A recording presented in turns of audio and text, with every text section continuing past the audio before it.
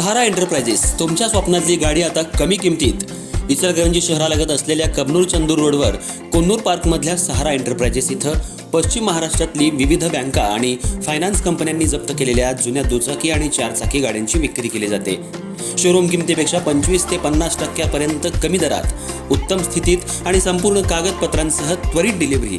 दुचाकी 20,000 पासून पुढे तर चारचाकी 50,000 पासून पुढे. आपल्या पसंतीची कार किंवा बाईक आता अगदी परवडणाऱ्या दरात घेऊन जा. विश्वास, पारदर्शक व्यवहार आणि उत्तम सेवा हेच आमचं वैशिष्ट्य. पत्ता Konnur park, Kabnur Chandur road, Ichalkaranji. Proprietor Rajubhai Ajgar. संपर्क 8055810910 आणि 9860785786. सहारा एंटरप्राइजेस, दर्जा, विश्वास आणि बचत यांचं परिपूर्ण ठिकाण.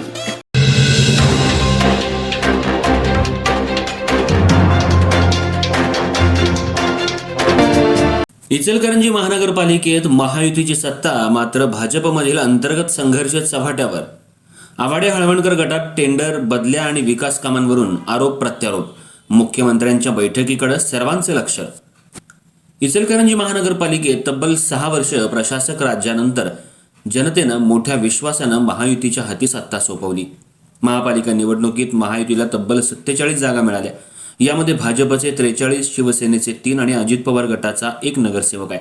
त्यामुळं महापालिकेत महायुतीची एक हाती सत्ता आली. मात्र सत्ता आल्यानंतर अवघ्या काही महिन्यातच भाजपमधील आवाडे आणि हळवणकर गटातला अंतर्गत मतभेद चव्हाट्यावर आल्याचं चित्र आहे.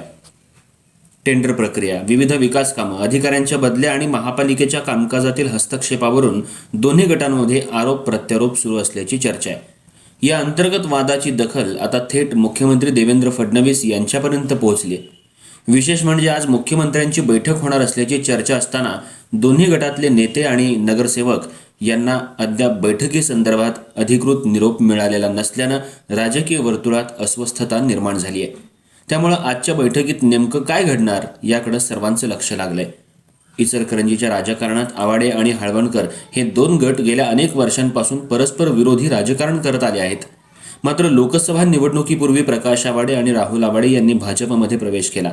त्यानंतर इचलकरंजी विधानसभा मतदारसंघातून राहुल आवाडे यांना उमेदवारी मिळाली आणि त्यांना विजयी करण्याची जबाबदारी हळवणकर गटावर सोपवण्यात आली.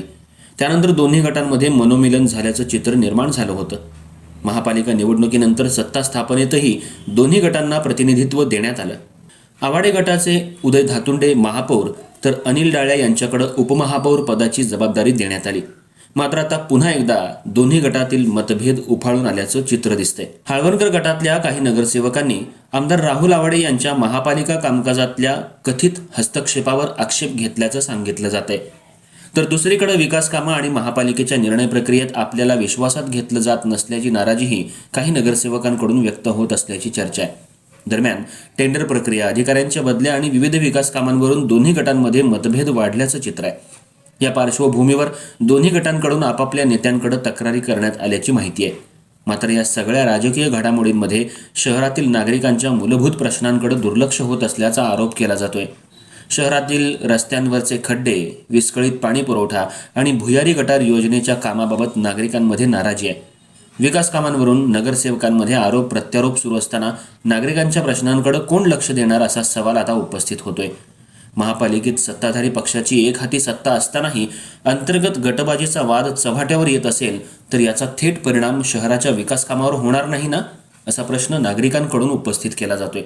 त्यामुळं इचलकरंजी महानगरपालिकेतील भाजपच्या अंतर्गत वादावर मुख्यमंत्री देवेंद्र फडणवीस काय तोडगा काढणार याकडे आता संपूर्ण शहराचं लक्ष लागलंय.